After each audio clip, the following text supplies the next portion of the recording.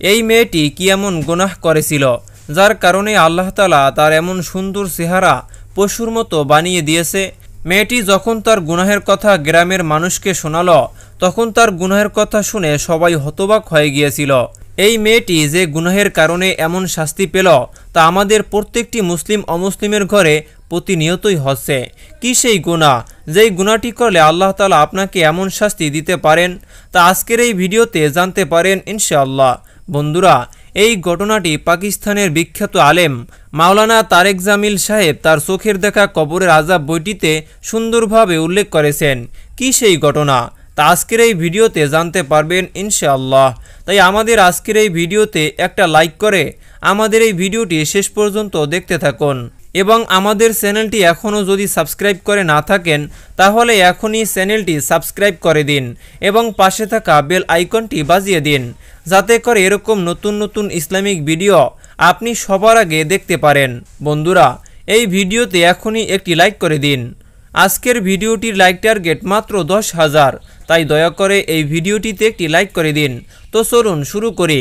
ইমাম আবু বকর বিন আবি দুনিয়ার কবরের আযাব সম্পর্কে একটি ঘটনা বর্ণনা করেছেন। সেই ঘটনাটি মাওলানা তারেক জামিল সাহেব তার চোখে দেখা কবরের আযাব বইটিতে উল্লেখ করেছেন। এই ঘটনাটি পাকিস্তানের গিলগিট নামক অঞ্চলের এক ব্যক্তি কবরস্থানের কাছে দিয়ে যাচ্ছিল। কবরের সামনে দিয়ে যাওয়ার সময় লোকটি শুনতে পেল কবরের ভিতর থেকে এমন একটি আওয়াজ আসছে, কেউ যেন কবর থেকে একজন বলছে, আমাকে বের করো, আমি এখনও জীবিত আছি, আমাকে কবর থেকে বের করো। এই কথা শোনার পরে লোকটি মনে করলো এটা তার শোনার ভুল হতে পারে, কেননা কবরের ভিতর থেকে তো কেউই কথা বলতে পারে না, আর সে কিভাবে শুনবে যে আমি জীবিত আছি, আমাকে কবর থেকে বের করো। সে মনে করলো এটি তার শোনার ভুল হতে পারে। এই কথা ভেবে সেদিকে গুরুত্ব না দিয়ে চলতে লাগলো। কিন্তু যখন আরও কয়েকটি বার এই আওয়াজ শুনতে পেল তখন সে বুঝলো এ তো সত্যি কবর থেকে আওয়াজ আসছে। লোকটি যে কবরস্থানের পাশ দিয়ে যাচ্ছিল সেই কবরস্থানের পাশেই আরেকটি গ্রাম ছিল। সেই গ্রামের দিকেই ওই লোকটি যাচ্ছিল। ওই লোকটি মনে করলো হয়তো আমি ভুল শুনতে পারি, তাই তিনি দৌড়ে সেই গ্রামের দিকে ছুটতে লাগলো। সেই গ্রামে গিয়ে মানুষদেরকে বলতে লাগলো যে সে কবরস্থানের পাশ দিয়ে যাওয়ার সময় আমি কয়েকবার কবর থেকে কারো ডাক শুনতে পেলাম, কে যেন কবর থেকে বলছে, আমাকে কবর থেকে বের করো, আমি কবরে জীবিত আছি। লোকটির এই কথা শুনে গ্রামবাসীরা আশ্চর্য হয়ে গেল। গ্রামবাসীরা বলল, আপনি হয়তো ভুল শুনেছেন, কেননা কবরবাসী কখনো কথা বলতে পারে না, আর পরকালের কথা তো এই দুনিয়া থেকে শোনা যায় না। আপনি যা শুনেছেন তা হয়তো আপনার মনের ভুল ধারণা। লোকটি সবাইকে বারবার বোঝালো, আমি একবার নয় অনেকবার এই কথা শুনেছি। আপনাদের যদি বিশ্বাস না হয় তাহলে আমার সাথে কবরস্থানে চলুন। যদি এই ঘটনা মিথ্যা হয় তাহলে তো আপনারা কথা শুনতে পারবেন না, আর যদি সত্যি কবরে কেউ বেঁচে থাকে তাহলে আমাদের উচিত তাকে কবর থেকে বের করা।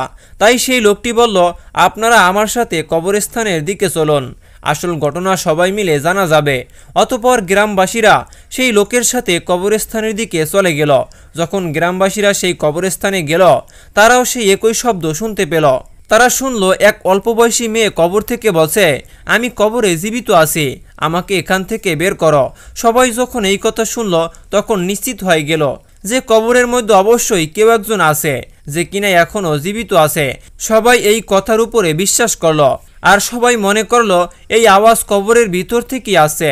এখন সবাই নিজ কানে কবর থেকে এই আওয়াজ শোনার পরে ওই গ্রামের ইমামের কাছে গিয়ে এই ব্যাপারে জিজ্ঞেস করলো। গ্রামবাসীরা মহল্লার ইমামের কাছে গিয়ে বলল, এখন আমরা এই অবস্থায় কি করব? আমরা কি সেই কবর খুঁড়তে পারি? ইমাম সাহেব সবকিছু বিস্তারিত শোনার পর বললেন, প্রিয় দর্শক, ভিডিওটি অনেক বড় হয়ে যাওয়ায় আমরা এটিকে পর্ব করে রেখেছি। পরের পর্ব দেখতে হলে অবশ্যই আমাদের এই চ্যানেলটি সাবস্ক্রাইব করে পাশেই থাকুন। দেখা হচ্ছে পরবর্তী পর্বে। সে পর্যন্ত ভালো থাকুন, সুস্থ থাকুন। আল্লাহ হাফেজ। আসসালামু আলাইকুম ওয়া রাহমাতুল্লাহ।